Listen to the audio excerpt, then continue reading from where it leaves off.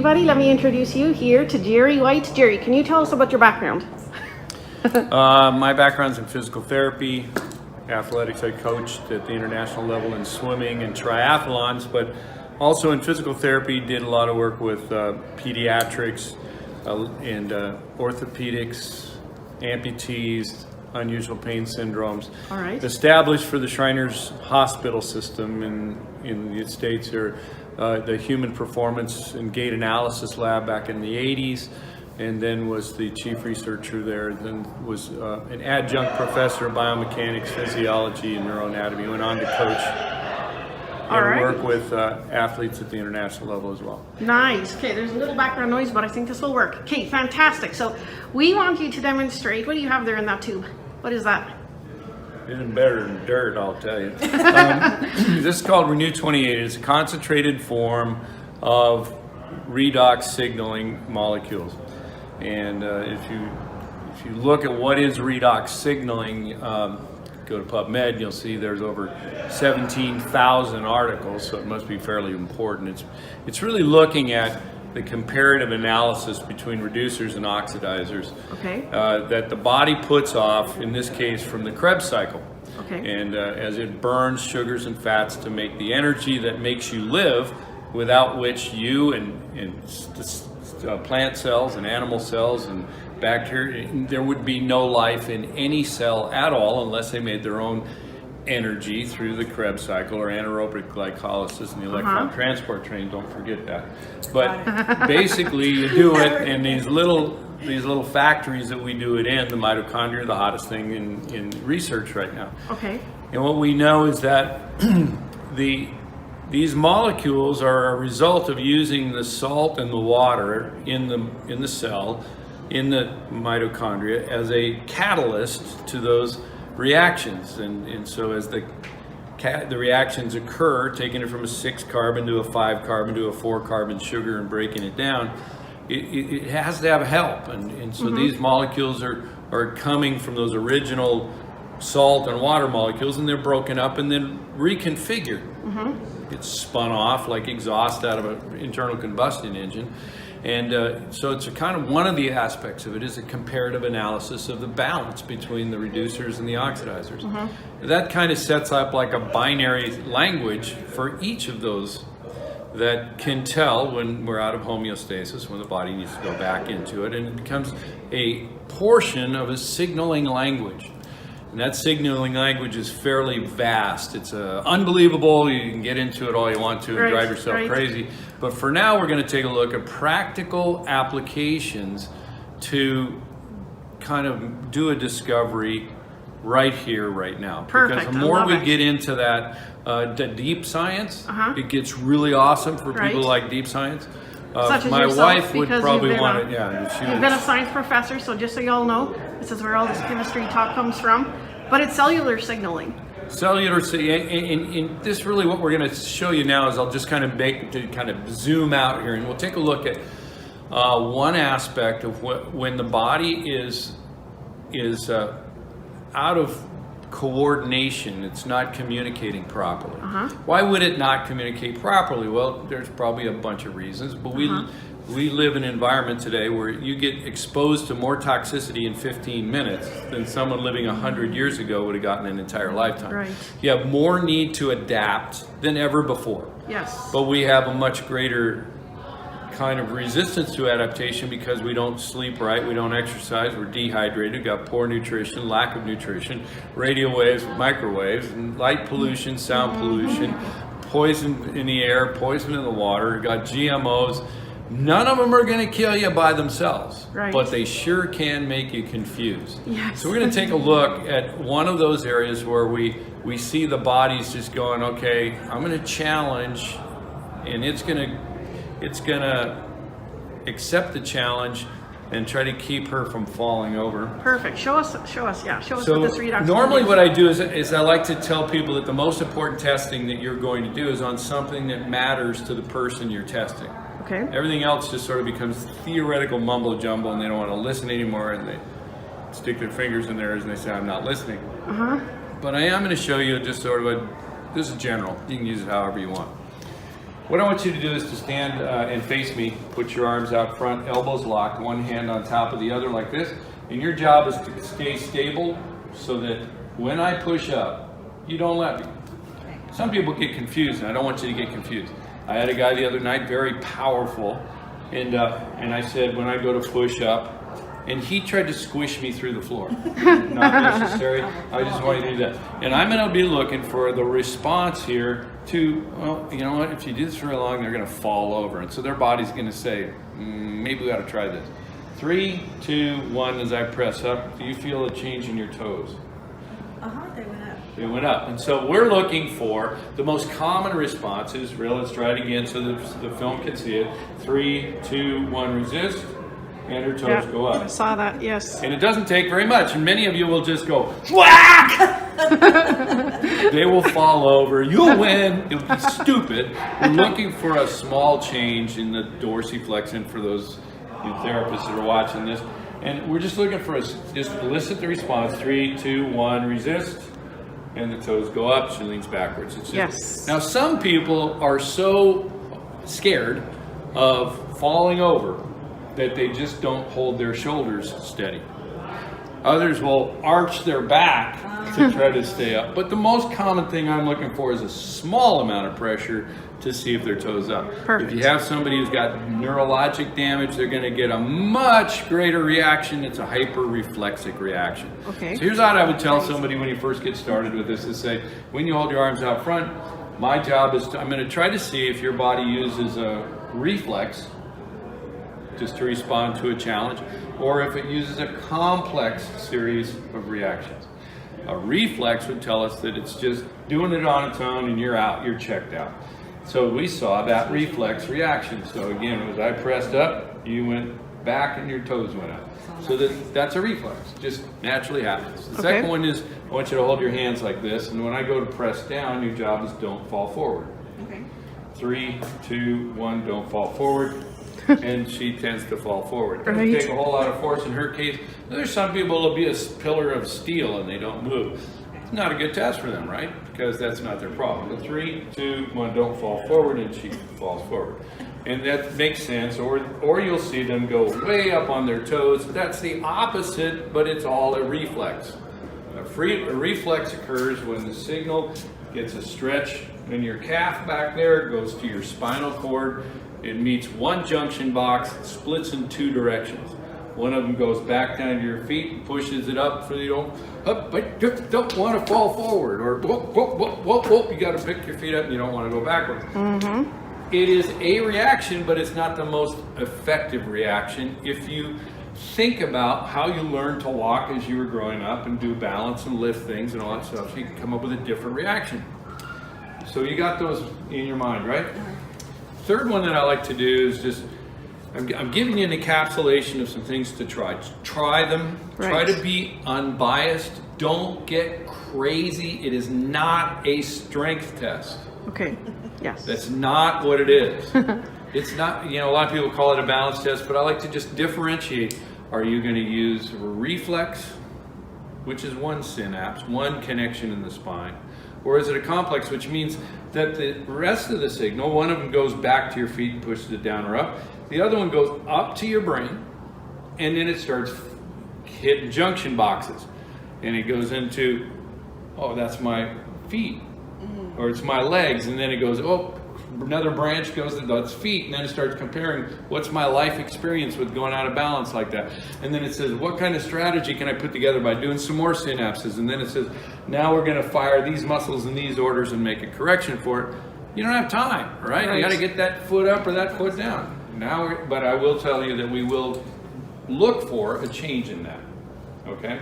But I'm going to do one other test, because once I bias the system, everything works differently, and I want to know what would happen before it works differently. So turn around, put your arms out to the side. Get a baseline. This one is critical that you understand that when I grab from underneath this way. It's going to be a comfortable deal. You ask them, do you have shoulder problems? Because shoulder problems can be difficult. If I was to leave it up high at full horizontal, there's a bony block here, and all it does is cause pain. It won't go any farther, and it's a lousy test. Right. Drop it down about 2 inches here so that You let the shoulders swing free, and in her case, we come back to where we have some resistance right about here. Do you feel that resistance? It's her job to feel the resistance. It's my job to come up to just a little bit of resistance at the bounce. Remember, you have a very long lever arm and a very weak controller. You can tear everything out of their shoulders, so do not be an idiot. So we're going to take this and put it on here. It's spring loaded. We're going to come back here. For some of you, you may like to repeat it a couple times and say, where am I? Is this truly a deal? And I mark it with my fingers by pinching like this, and then I let her read how many inches it is at my fingers. And you're going to remember 24, because when my granddad got my age, he said, at least my forgetter ain't broke, and that has happened to me as well.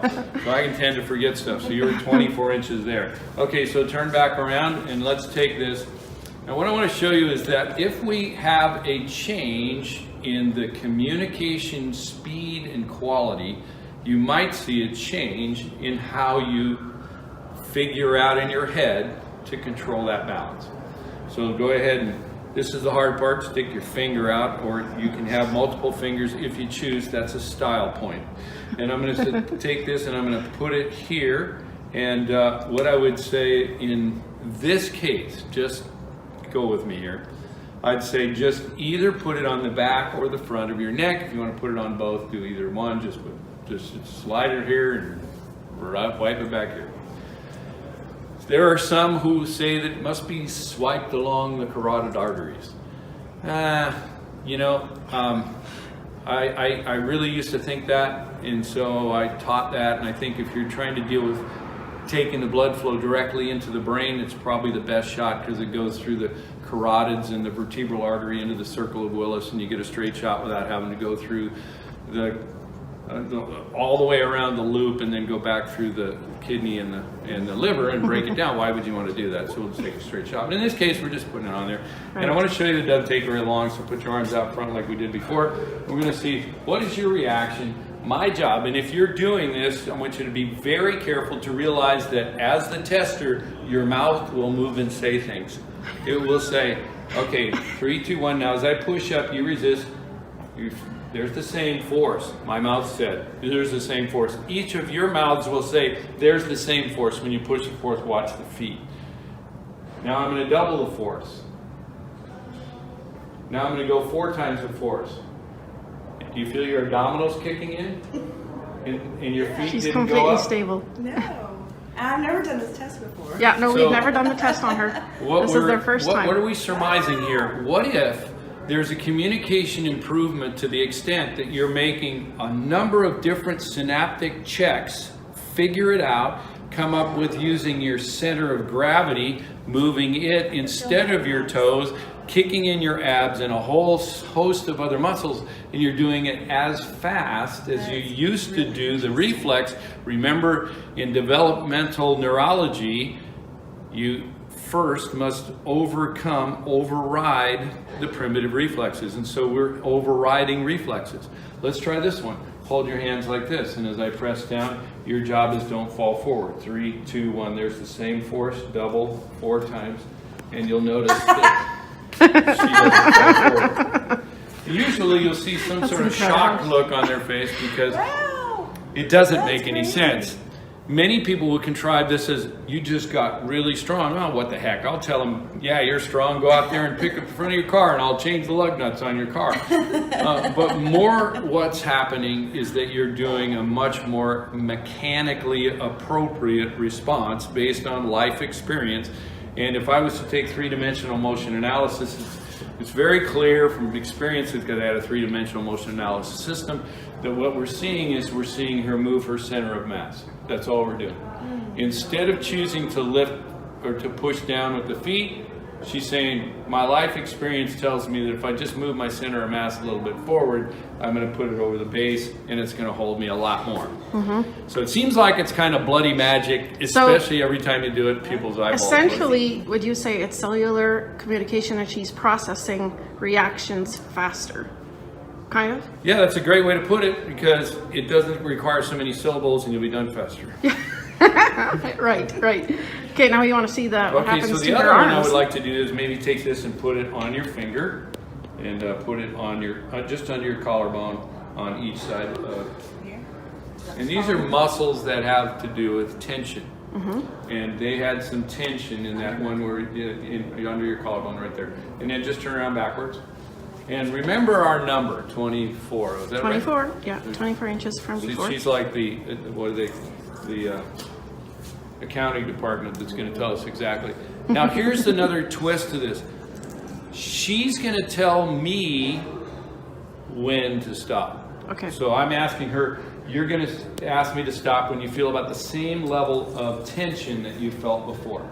Now you see that takes it out of my hands. I'm going to let her control this. So you Yes. tell me when you get to the same level of tension as you did before, when does it feel about the same? Wow. Right around there. Oh my word. And now I want you to read the number. 11? Yeah, about 11. 11.5. Oh my And word. it is very typical that we will see at that 50%. I've seen as radical as going from 32 inches to 0. Wow. This indicates, I could've- as I best could've we can done tell, you know, a lot of this, the science is trying to catch up with the experience. And so we see this as a very repeatable experiment. First thing I want to do is give you some safety factors. Somebody's dislocated their shoulder at some point. You ask them before you start pulling on their shoulders, are you okay with me doing this? Because they'll let you know for sure. Is it uncomfortable? Have you torn anything? This is a test just purely to see if somebody has a change, if they don't have pain or they don't have something where they can see something right now. Right. So what's happening? Well, it appears that there's a coordination, there's a communication throughout the cellular network that's improved. And what we're probably seeing, we think, is a guarding reaction. So when you're all confused by all this stuff going on in your environment, and we pull those arms back, it says, you know, I'm really not comfortable that I know exactly where I'm at and what we're doing, and I know that if I get too far this way, I'm going to put some block on that. I'm going to put some muscles in control of holding that tension, just like somebody who's working real hard and holding the tension. They've got their jaws clenched or they're clenching their teeth. Can you start to see some correlations where maybe if we get these releases of muscle tension in day-to-day life, you can see a major change as well. So we just get that tension to release. The system goes, wait a second, I can see clearly now. It's so apparent to me that this is safe and I can be relaxed and go through that process. Right. Well, what's the advantage? Where you can reach out and get the cereal. You can actually probably throw another 5 to 10 miles an hour faster, because Yes. instead of going from here to here, Yes. your increased range of motion comes from here all the way through And this here. is where the benefits come in for athletes. And Yes. for people with tension across the neck and shoulders. So Right. if you want, you can stop it there for this portion, and then we can do another one. All right. Awesome, Jerry. This was so amazing. He just showed us a little bit of the science of the redox, and we saw visibly improvements within a couple minutes here with Lisa, with her range of motion and that kind of stuff. Now I have one more question for you, Jerry, in regards to pain levels, discomfort. Can you tell us a little bit how you have used the gel, how you apply it Well, for that? It's a good question, but I need to tell you all that it only works on the most intelligent people. Okay. So if it, Got if it. this doesn't, so what I will tell you is we just did a test where we were testing the shoulder flexibility, and Yes. she made a great point. She said not only was it, this is my wife wants to know where I am. Just for a Okay, moment. no problem. I am out in the hallway. We're going to do another film for about 5 more minutes and then I'll be ready. If you have some place to tell me to go, I'm on film right now, but you can tell me. Okay, bye. Okay, we're Okay. back to you, Jerry. Thanks. Important man. Edit that. So, what she said was you had discomfort when your arms got back this way in the first Before, test. way before, a year ago, I've been having this problem in my shoulder, in my neck. Okay. A tension in my neck. And did it get more tension and more discomfort while I tested the first No. time? It didn't really change? No. Okay, but, It didn't bother me either time. okay, so either time, and how is it right now? It's not there. Okay, so what we had really done was just to apply it here, and we applied it back here. If you want to get into like this, what the heck, we could probably have a conversation sometime. But generally, what we think is that we know that there's some very rapid penetration into the skin. We know that if you're one who is based predominantly on a chemical model, these are very small molecules. Someone once likened it when you have all these proteins that are giant 600,000 molecules per molecule or atoms per molecule. This is like 3 and 4. Okay. And it's like throwing BBs through a chain link fence is what somebody said. There you go. That's a So good analogy. as it gets into the system, then it can do its magic, whatever that happens to be. And there may be some depolarization of these pain nerves.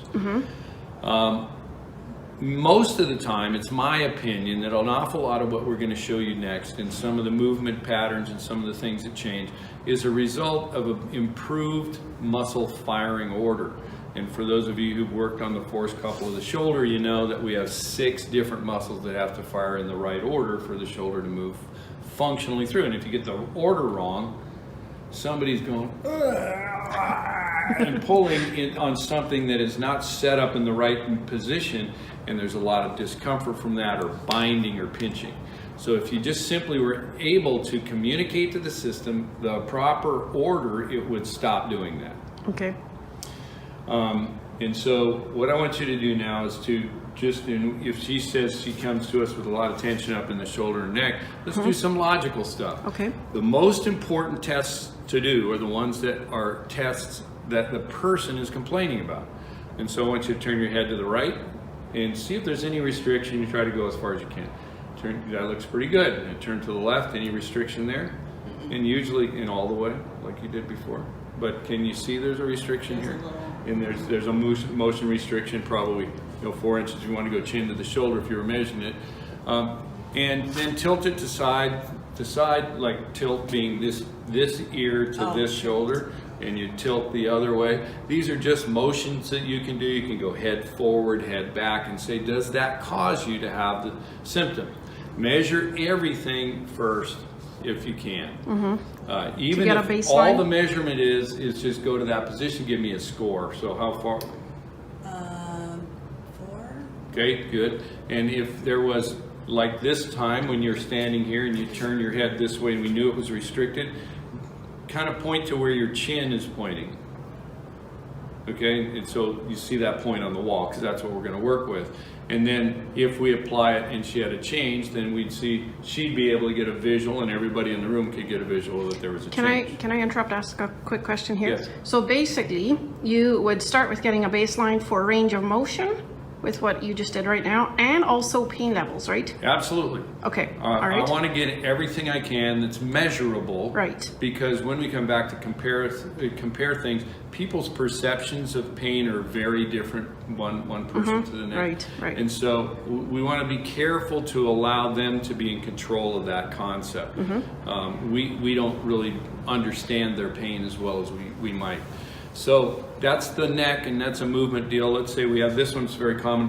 Just stay there, don't move, go back right there, stop. Okay, now take your left arm and bring it up in an arc like the clock, and go as far as you can and see if it can touch your ear. And so a person who may have some restriction or pain in the shoulder, that would be a good one to check, right? Makes sense? I'm going to show you another one that we would do. Somebody has a pain or restriction in their hamstrings or their low back. We'd say, hold your hands like this. And as we come down, we're going to measure when the tension begins to be uncomfortable, just at the top of it. I want to take everybody's care to remind you that this is not an orthopedic surgeon's office, and it's not your junior high PE coach.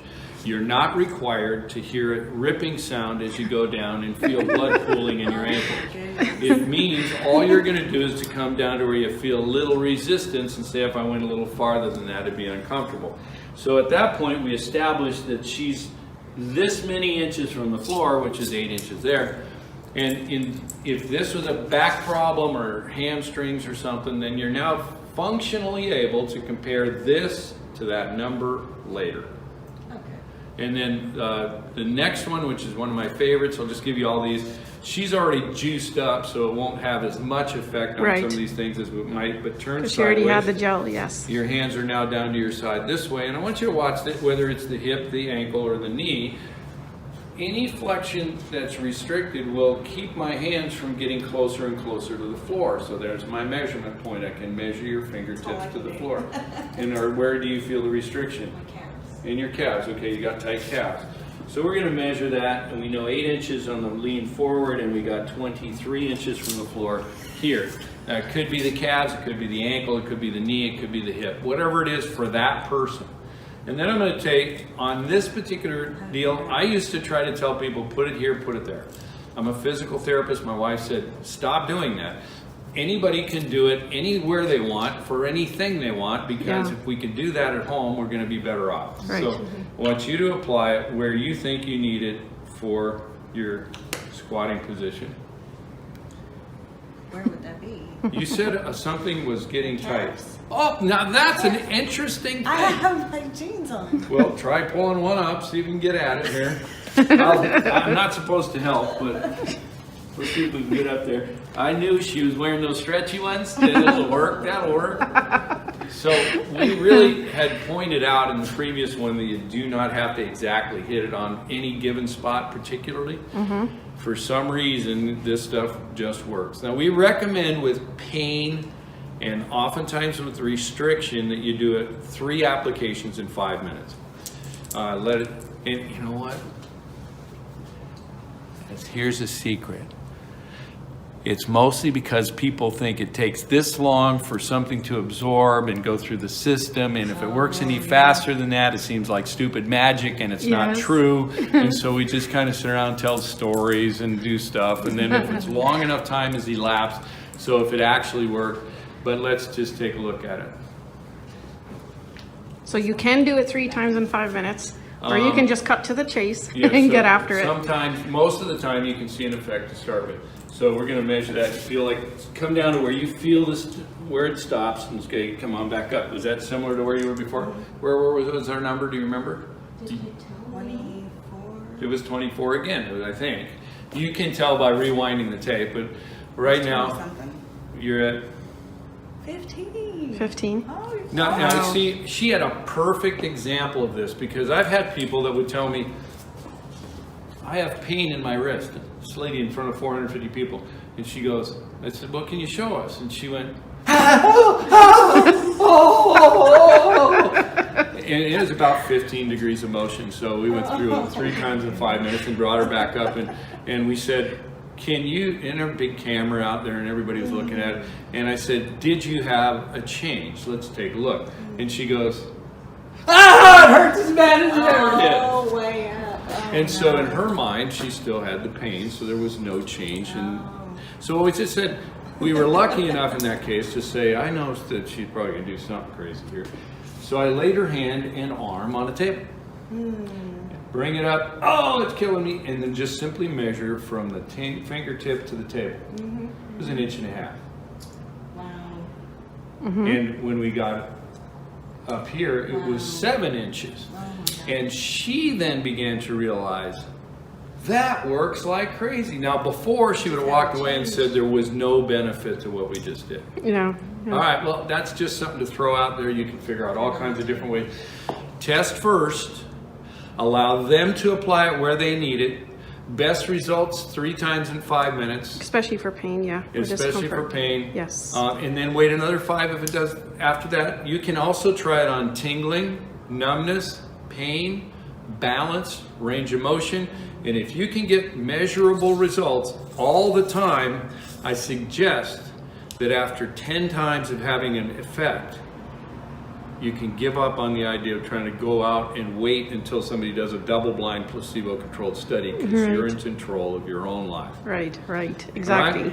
And I guess drink it and, start using it. No, that's a for great some point. I'm huge glad you brought that results. up. If we had a spray bottle with the liquid, we could spray it on your face, in your mouth, on your eyes. And Because if it you're going comes to in- try to sell the liquid, do the liquid.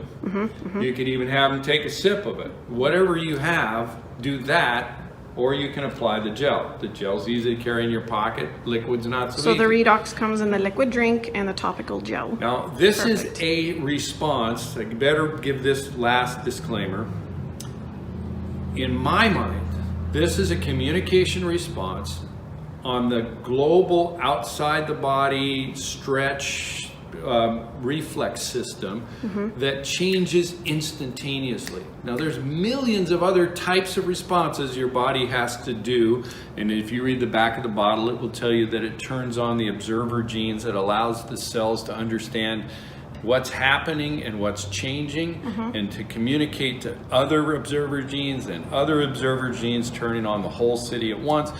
All of that continues to remain even if I was to poke a nail in her arm and all of a sudden she was uncomfortable moving it up. Here again, all the rest of the systems in the body are working, and we'd also see the stuff that we see with bleeding. Now I pull the nail out, you drip, drip, drip. This is an excellent thing to try on somebody, is that you count how long does it take for that drip to stop. Then you go to the other arm and you go ka-chink and put the Have you nail had in a your lot of arm. volunteers for that one? Not me. And you can spray it on her, you can do that sort of thing. So the spray bottle probably would have a similar effect, the gel would have a similar effect, and taking it orally would have a similar effect. It's a global body reaction. The other stuff is for another time. Perfect. You know what? This was a scratch on the surface of what Redox is capable of. Jerry, thank you so much for your time. That was incredible. Because I used to be ugly before I used this.